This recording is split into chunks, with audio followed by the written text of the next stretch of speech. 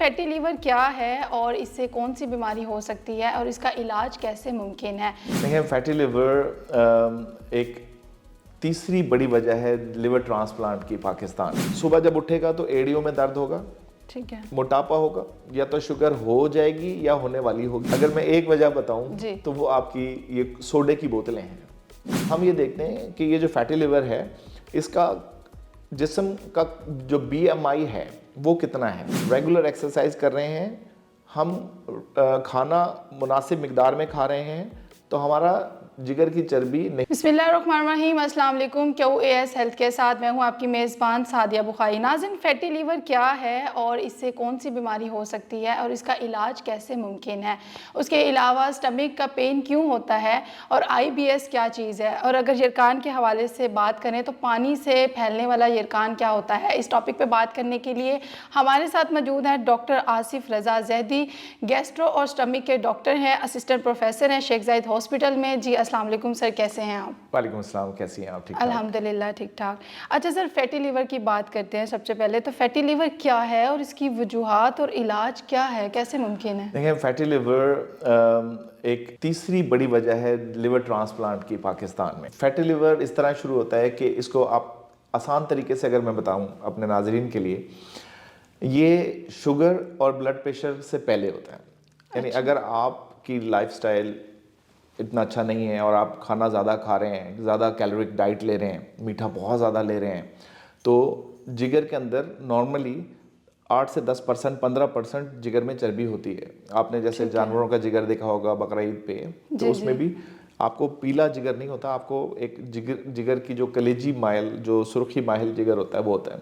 लेकिन अगर बहुत ज़्यादा आप चिकनाई ऑयली चीज़ें खाना शुरू कर दें तो आपकी बॉडी ज़्यादा कैलोरीज को कहाँ स्टोर करेगी?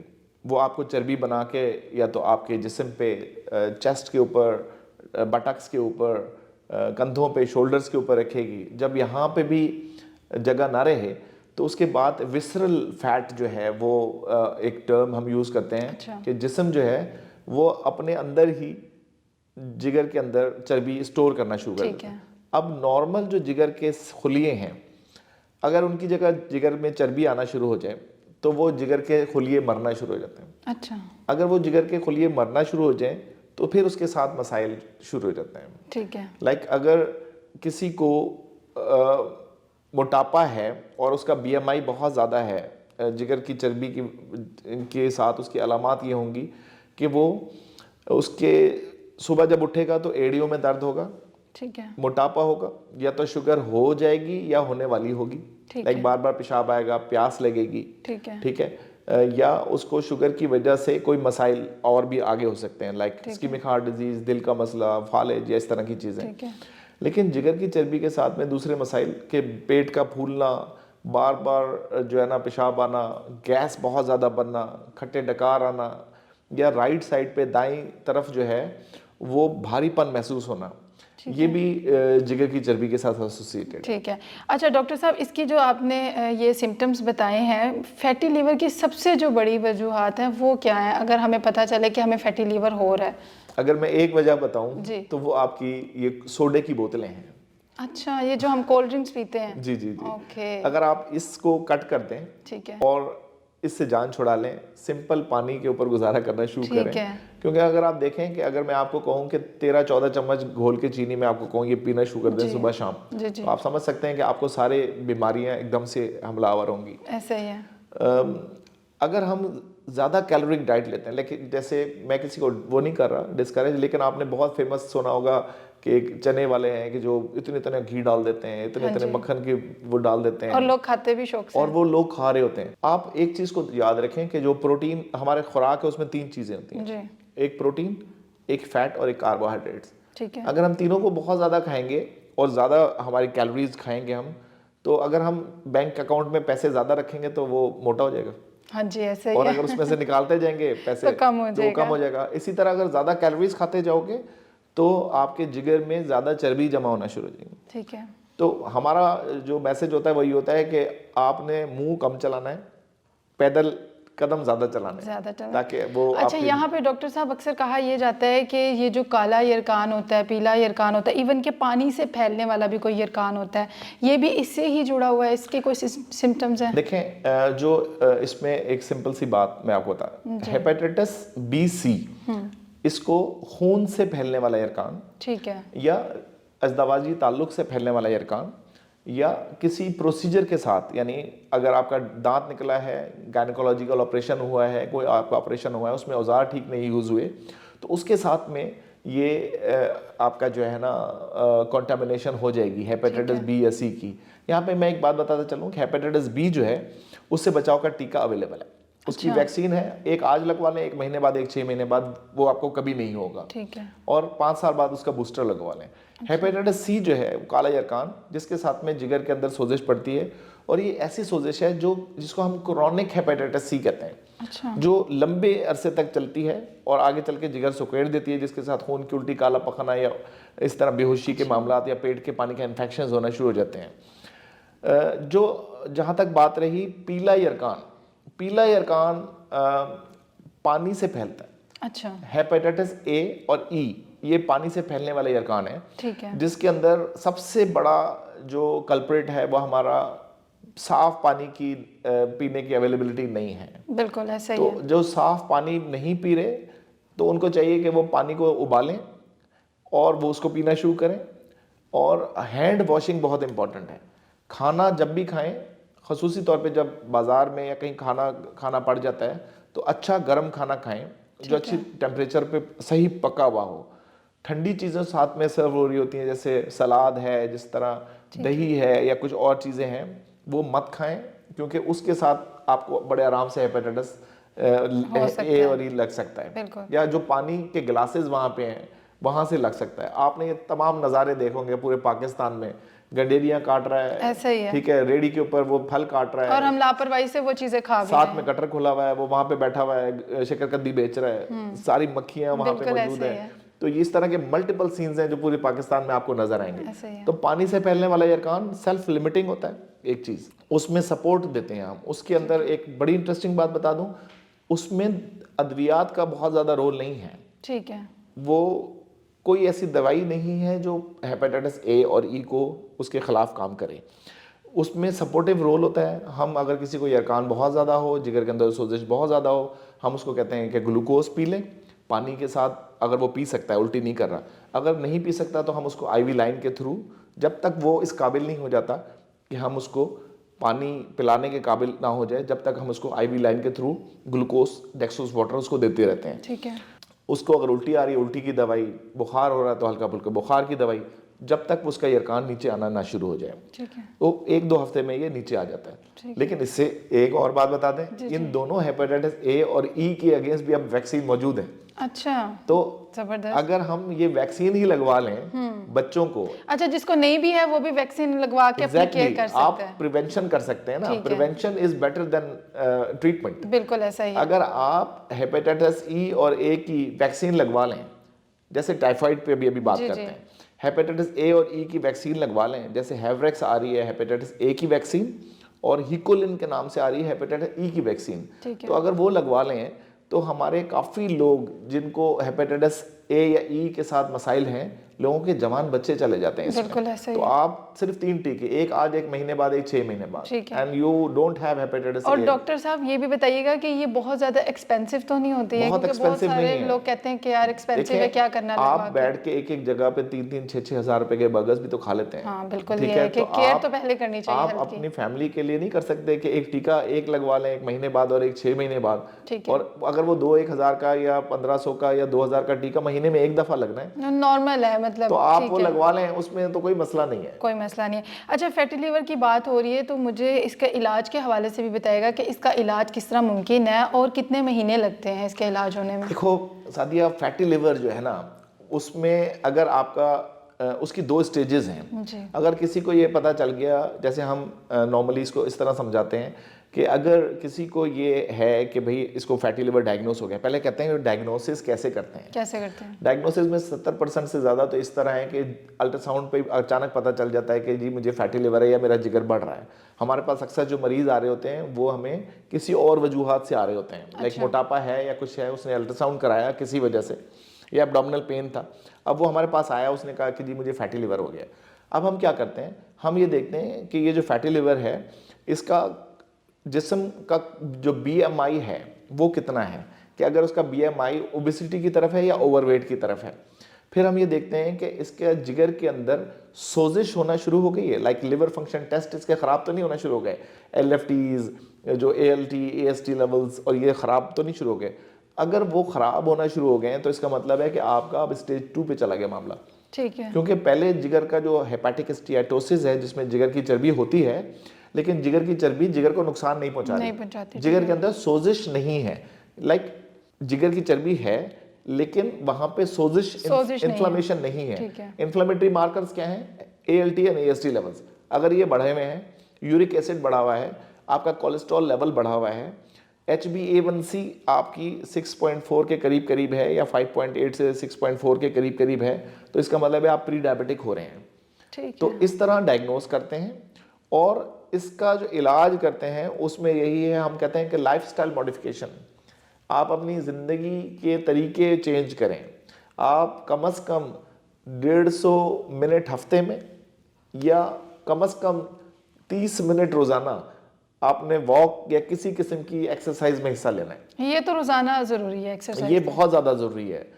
ये हमारी डेली की एक्सरसाइज हमारी ज़िंदगी की लॉन्जेटिविटी को भी बढ़ा देती है। ठीक है। अगर हम रेगुलर एक्सरसाइज कर रहे हैं, हम खाना मुनासिब मिकदार में खा रहे हैं, तो हमारा जिगर की चर्बी नहीं रहेगी और जिगर आगे चल के नहीं सिकुड़ेगा। ठीक है, ज़बरदस्त हो गया। अच्छा सर, अगर स्टमक की बात करें तो ये बताइएगा सबसे पहले कि स्टमक में जो दर्द होता है, और वो अब तो हमारी ये जो यूथ है, हमारी जो टीन एज भी है, उनके स्टमक में भी इस तरह का पेन एकदम से हो जाता है, वो किस वजह से होता है और IBS क्या है? हाँ, दोनों एक अलग अलग चीज़ें हैं। पहले हम एसिड पेप्टिक डिजीज या मैदे के दर्द की बात करें। ठीक है। मैदे के दर्द की सबसे बड़ी वजूहत जो है मेरे नज़दीक आजकल जो है वो हमारी टाइमिंग के बगैर खाना है। आपको याद होगा पुराने वक्तों में, हमारे ज़माने में, आप तो अभी यंग हो, हमारे ज़मानों में ये होता था कि हमने सुबह का खाना खाना है, दोपहर का खाना टाइम पे खाना है और रात को 8-9 बजे गांव में खाना लग जाता है, 7 बजे खाना लग जाता है। ये नहीं होता कि रात के 12 बजे खाना खाना है और वो फिर सुबह उठ के नाश्ता करते हैं। पाकिस्तान में अब बहुत ज़्यादा ट्रेंड जो है ना चेंज हो चुका है जी। बच्चे रात को देर तक जागते हैं, रात को देर तक जागने के बाद वो ज़्यादा फूड पांडा या इस तरह की चीज़ें, रात को लेट नाइट डील्स मिल रही होती है जो वो कर रहे होते हैं और वो खा रहे होते हैं, वो पूरी फैमिली खा रही होती है। और फिर दूसरा ट्रेंड ये है कि हम रात को कहीं जाएंगे और वहाँ जाके खाएंगे और उसकी वजह से मसाइल होते हैं। फिर इसके अंदर जो एक बहुत बड़ी वजह है उसमें H पाइलोरी इन्फेक्शन का होना, कि मैदे के अंदर एक जरासीम होता है जिसको हम H पाइलोरी कहते हैं। ये ख़ास जरासीम होता है जो कुदरत अल्लाह की ऐसी है कि तेज़ाब, जितना तेज़ तरीन तेज़ाब मैदे में सिक्रीट हो रहा हो, लेकिन ये उसके अंदर भी ज़िंदा रहता है और उसके अंदर ज़िंदा रहता है तो उसको फिर मैदे को खाता रहता है। इसके साथ में गैस्ट्रिक कैंसर, खून की कमी या दिल का मसला बन सकता है। फिर हम लोग हर वक्त ज़रा सा भी दर्द हो गया, जोड़ों में दर्द हो गया, टांगों में दर्द हो गया, तो हम over the counter pain killers खा रहे होते हैं। पेन किलर्स कोई भी, ब्रोफेन, डाइक्लोरान, पोंस्टन, जो भी दवाइयाँ आपको मिल रही हैं आप खा रहे हैं, खाली पेट भी खा रहे हैं, उससे मैदे में अल्सर बन जाता। अच्छा, ठीक है। तो वो आपको फिर खाना पीने के बाद बाज़ औक़ात इनिशियली मैदे का दीवार जल जाती है, उसमें सोजिश पैदा हो जाती है, तेज़ाबियत बहुत ज़्यादा सिक्रीट होती है। लोगों को इनिशियली तो ये होगा कि खट्टे डकार आने शुरू हो जाएंगे जी, सीने में जलन एक और चीज़ है, वो गैस्ट्रोओसोफेजियल रिफ्लक्स है जो मोटापे के साथ एसोसिएटेड है। कि खाना खाने के बाद अगर आप फ़ौरन लेट जाते हैं, आप लीमू, किन्नू, माल्टा, तली हुई चीज़ें, दर्द की दवाइयाँ ज़्यादा खा रहे हैं, तो उससे रिफ्लक्स होना शुरू हो जाता है। ठीक है। तो हमारे पास जब भी मरीज़ आता है मैदे का, तो हम यही पूछते हैं कि आपका मामलात कैसे हैं, आप खाने पीने के सिकार्डियन रिदम के साथ ज़िंदा हैं या सिकार्डियन रिदम के अगेंस्ट ज़िंदा हैं। क्योंकि हमारा जो लोग हैं दुनिया में वो सूरज के साथ जो है ना खाते पीते हैं, ठीक बिल्कुल है, ऐसे जो ही है। रात को लेट खाते हैं जैसे लोग हैं, इवन डॉक्टर्स जो रात को लेट नाइट ड्यूटीज करते हैं, जो कॉल सेंटर पे लोग काम कर रहे होते हैं, रात को देर देर तक कॉफ़ी पीते हैं, सुबह फारिग होते हैं और रात को आके फिर सुबह नाश्ता करके सोते हैं, उनके साथ फिर मैदे के मसाइल ज़्यादा होते बिल्कुल ऐसे हैं ही और है। वो फिर एक्सरसाइज नहीं करते तो उसके साथ में ज़्यादा हो जाता है इस वजह मसला। से। अच्छा, आईबीएस की भी बात हो रही हाँ थी। जी, इरिटेबल बाउल सिंड्रोम जो आईबीएस है, ये इस तरह की चीज़ है, इसको हम कहते हैं कि डायग्नोसिस ऑफ एक्सक्लूजन, के आपका जो आंत है वो रोज़, जो बड़ी आंत कोलन है वो रोज़ दिन में एक दफ़ा पखाना आता है हमें, ठीक है। ठीक है। अगर ये आंत की मूवमेंट एक डिफरेंट तरीके से चलना शुरू हो जाए, जिसमें हमें, इसमें फिर इसकी टाइप्स हैं, लाइक अगर किसी को मोशन के साथ आ रहा है तो उसको हम IBS-M कहते हैं। अच्छा। वो डायरिया डी के साथ होता है, डायरिया कहते हैं, ठीक है। IBS-D कहते हैं। अगर कॉन्स्टिपेशन के साथ है तो इसको IBS-C कहते हैं। फिर IBS-M होता है जो मिक्स्ड होता है। IBS के अंदर क्या होता है सादिया, के गैस बनती है, पेट फूल जाता है, बार बार थोड़ा थोड़ा पखाना आता है, किसी भी वजह से, जहनी तनाव की वजह से, जैसे इम्तिहान हो रहा हो, कोई फाइनेंशियल प्रॉब्लम हो जाए, घर में कोई मसाइल चल रहे हैं, जहनी तनाव बहुत ज़्यादा है, डिप्रेशन में है, या अंतड़ियों के अंदर जो आपका फ्लोरा है वो ठीक नहीं है, आंतों के अंदर जो जरासीम है ना, हमारे आंतों के अंदर भी करोड़ अरबा जरासीम होते हैं जिनकी खुराक होती है फाइबर।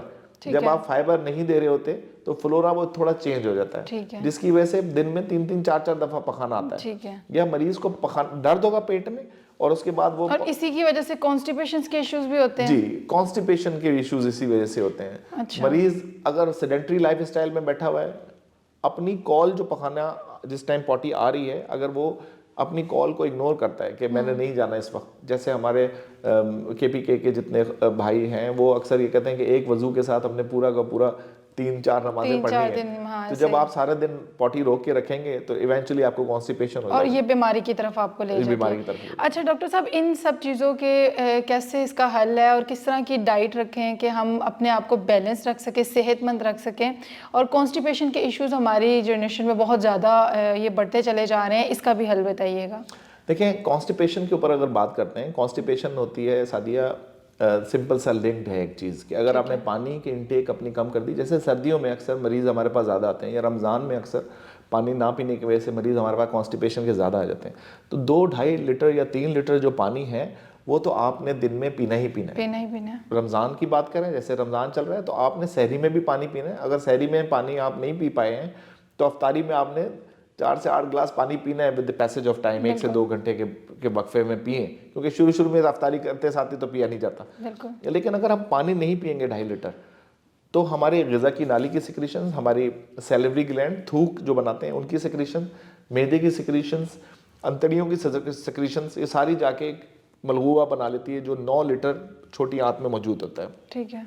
वहाँ से बड़ी आंत तक जाते जाते सारा पानी अब्जॉर्ब हो जाता है और सिर्फ 1.3 लीटर एक चीज़ रह जाती है जो पॉटी की तरह है। उसके बाद हमें जब बड़ी आंत से निकलता है तो 300 ग्राम पॉटी आती है, बाकी 1 लीटर पानी जिस्म फिर दोबारा एब्जॉर्ब कर लेता है। ठीक है। अब सोचो अगर 2.5 लीटर पानी ऊपर से नहीं पिया तो इवेंचुअली वो सारा का सारा जमा हो जाएगा, आपको पानी की जरूरत होगी तो जिस्म आपकी आंत में से भी पानी निकाल लेगा। बिल्कुल। और वो जब आंत में से पानी निकाल लेगा तो पॉटी सख्त हो जाएगी, फिर वो पास करने में मुश्किल होगा। मतलब पानी जो है वो बहुत इंपॉर्टेंट है हमारी जिंदगी में। इंग्रेडिएंट पार्ट जो है वो आपका पानी है। पानी, और वो तमाम बीमारियों से बचा सकता है। अगर आप 2.5 से 3 लीटर पानी पी रहे हैं रेगुलरली तो आपको ये मसला ही नहीं होगा। अगर आप देखो एक और चीज़, अगर आप पैदल चल रहे हैं रेगुलर पैदल चल रहे हैं, या आपने जैसे ऑपरेशन कराया है कोई, तो तमाम ख़वातीन को ये पता होता है, या तमाम लोगों को जो ऑपरेशन करा चुके होते हैं उनको पता होता है कि दूसरे दिन ही सर्जन कहता है कि उठ के खड़े और चलना शुरू करें।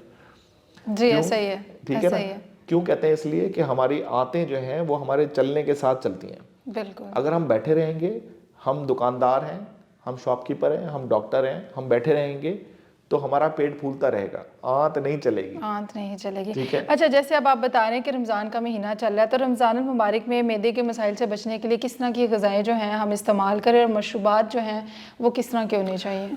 देखो, रमज़ान में जो मेरे नज़दीक जो ये तो सबसे ज़बरदस्त महीना है जिसमें आप अपने जिस्म की ज़कात अदा कर सकते हैं। अगर तुम मुझसे पूछो कि फैटी लिवर की सबसे एक ज़बरदस्त किस्म की इलाज क्या है तो मैं कहूँगा कि रोज़ा रखें। ज़बरदस्त। ठीक है, बिल्कुल। मैं कहूँगा रोज़ा रखें। दुनिया में इंटरमिटेंट फास्टिंग है, हिंदू हमारे बराबर में क्या कर रहे हैं, 16 घंटे का रोज़ा रखते हैं दिन का। वो किस तरह करते हैं कि वो शाम के टाइम खाना खाते हैं 6 बजे और दूसरी दिन सुबह 10 बजे खाना खाते हैं। 16 घंटे का रोज़ा रखते हैं, फास्टिंग करते हैं, वज़न कम करते हैं। बिल्कुल। अब बात करते हैं रमज़ान की।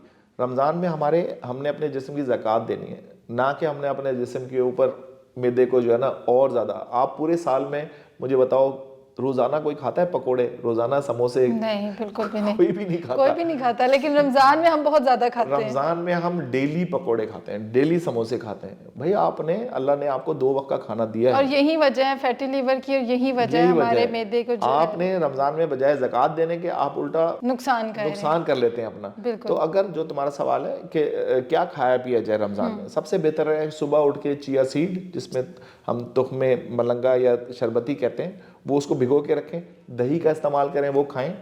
तुख्मे शरबती या चिया सीड जो है वो पीते रहोगे तो उससे क्या होगा कि वो एब्जॉर्ब कर लेती है पानी। ठीक है। वो आहिस्ता आहिस्ता सारा दिन में पानी रिलीज कर देगी ठीक है। रहेगी आंत में, और आपको कॉन्स्टिपेशन नहीं होने देगी और ठीक आपके है। पानी की कमी नहीं होगी। दूसरा, आप जो भी खाना खाना चाहते हैं सहरी में, सिंपल खाना सिंपल खाएं। खाना खाएं। ठीक है। चिकनाई वाली तली हुई चीजें, बाजार के खाने बिल्कुल ना खाएं। ठीक घर है। का पका खाना, मैं तो कहता हूँ पराठे भी बहुत अच्छी नहीं है चीज़। आप अगर वेट लॉस करना है तो आपने सिंपल पकी हुई रोटी खा सकते हैं आप। ठीक है। या आजकल है कि जो बेकरी और इन चीज़ों से ज़रा अवॉइड करें। उनको अवॉइड करें। चाय ना पिएं बहुत ज़्यादा। चाय ना पिएं। चाय और कॉफ़ी सुबह अर्ली मॉर्निंग अगर आप पिएंगे तो फिर क्या होगा कि आपको एक्सेसिव यूरिनेशन होगी, पेशाब आएगा बार बार, और आप उल्टे डिहाइड्रेटेड हो जाओगे। अच्छा डॉक्टर साहब, लास्ट में कौन सी ऐसी चीज़ें हैं 3 बताइएगा जिनसे हमें दूर रहना चाहिए फैटी लिवर के हवाले से, और जिनसे हमें दूर नहीं रहना चाहिए? फैटी लिवर के हवाले से जो दूर रहना चाहिए उसमें कार्बोनेटेड ड्रिंक्स हैं, सोडे वाली बोतल। जो मैं सिंपल सी बात में बताता हूँ, मैं क्लिनिक्स में भी ये बता रहा हूँ कि आपने चावल बहुत ज़्यादा, चीनी, चिकनाई, सोडे वाली बोतल, मिठाई, पकोड़े, समोसे, नान, न्यारी, पायश है, इनका एक्सेस इस्तेमाल नहीं करना। इनसे आपने दूर रहना है, ठीक है।